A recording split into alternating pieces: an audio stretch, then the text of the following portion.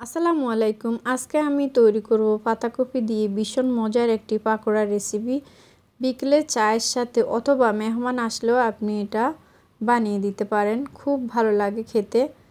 পাতাকপির এই পাকোড়াটা তৈরি করার জন্য আমি বেশ কিছুটা পাতাকপি কুচি করে নিয়ে তারপরে ধুয়ে নিয়েছি। দিয়ে দিয়েছি পেঁয়াজ কুচি, কাঁচামরিচ ফালি করে, ধনিয়া পাতা কুচি, পরিমাণ মতো লবণ, 1 চা চামচ চিলি ফ্লেক্স, 1 চা চামচ হলুদের গুঁড়া, 1 চা চামচ জিরার গুঁড়া, আর দিয়ে দিয়েছি এখানে 1 কাপ চালের গুঁড়া। এখানে কর্নফ্লাওয়ার দেওয়া যাবে। দিয়ে দিয়েছি একটুখানি বেকিং সোডা, আর দিয়ে দিয়েছি প্রাণ স্বাদের মশলা। আর এখন দিয়ে দিব অল্প একটু ডাল বেটে রেখেছিলাম, এটা দিয়ে দিব। এখন আমি এটা না দিলেও হবে। এখন দিয়ে দিব 2টি ডিম। সব কিছু খুব ভালোভাবে আমি হাতে মেখে নিব।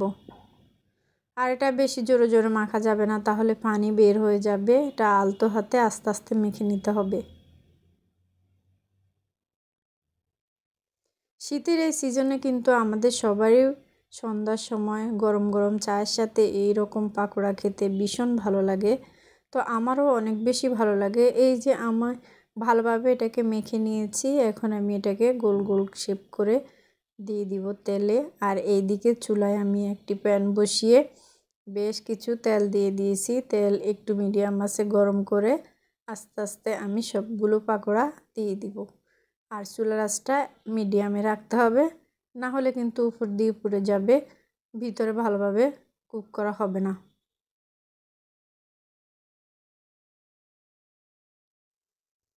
তো সবগুলো দেওয়া হয়ে গেলে আমি একটু 3 মিনিটের মতো অপেক্ষা করেছি।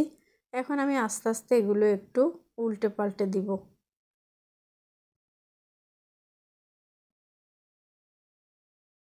এগুলো ফুলে একেবারে ডাবল হয়ে গেছে। যেহেতু ডিম দেওয়া আছে এই জন্য এগুলো ফুলে ডাবল হয়ে গেছে। এক পাশ খুব ভালোভাবে ভাজা হয়ে গেলে আমি আরেক পাশ উল্টিয়ে দিব।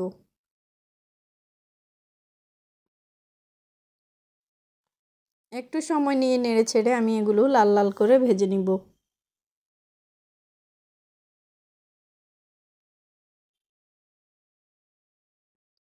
এই তো সবগুলো লাল লাল করে ভাজা হয়ে গেছে। এখন আমি তুলে একটা সাইডে রেখে দিব। আস্তে আস্তে সুন্দর করে তেল ঝরিয়ে ঝরিয়ে উঠিয়ে নিতে হবে। আর খাওয়ার সময় টিস্যু দিয়ে একটু মুছে নেবেন, তাহলে তেলটা আর বেশি খাওয়া হবে না, স্বাস্থ্যের জন্য খুবই উপকারী হবে। তো এই তো আমি পরিবেশন করে নিয়েছি। কেমন হয়েছে আজকের পাকোড়া রেসিপিটা জানাবেন সবাই। যদি একটুও ভালো লাগে তাহলে একটা লাইক দিয়ে ভিডিওটি দেখা শুরু করবেন। আর পুরো ভিডিওটা দেখার জন্য সকলকে অসংখ্য ধন্যবাদ। সবার জন্য দোয়া রইল, আমার জন্য আপনারা দোয়া করবেন। আর অনেক অনেক ভালো থাকবেন সবাই। 2025 সালের শুভেচ্ছা সবাইকে। আল্লাহ হাফেজ। আসসালামু আলাইকুম।